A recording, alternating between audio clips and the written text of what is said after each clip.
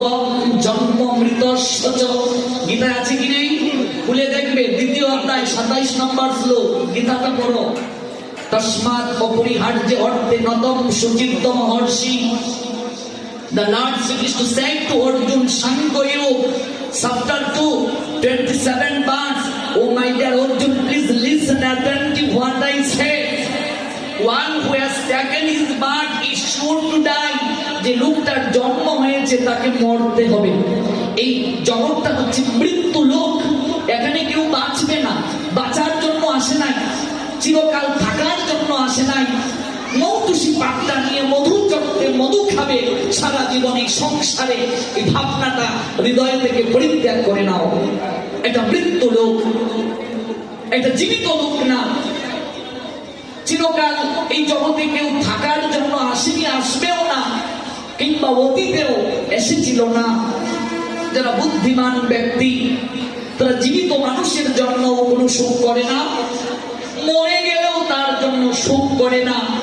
ভগবান জানালেন গীতার দ্বিতীয় অধ্যায়ের 11 নং শ্লোকে, অসুচ্যন অন্নসূচ তৎপ্রজ্ঞাবদান চবাসসে গতাসুন অগতাসুঞ্চন অনুসূচন্তি পণ্ডিতা। অর্জুন, তুমি জ্ঞানীর মতো কথা বলছো আর আচরণটা করছো মূর্খের মতো। আছে কি নাই লেখা?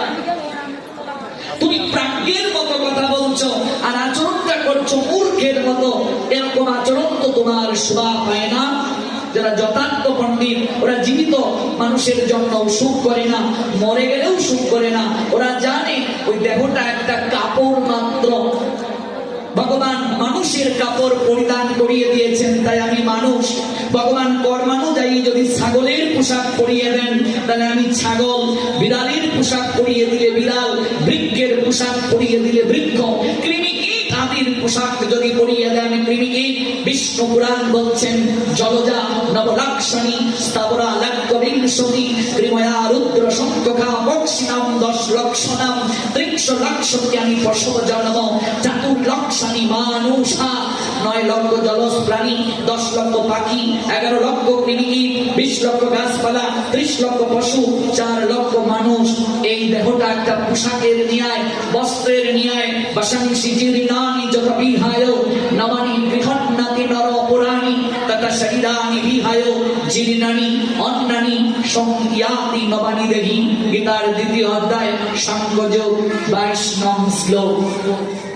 The all parts of English said Srimad Bhagavad Gita 2 chapter 22 verse. As a person puts on new garments, giving up old one, the soul is in earlier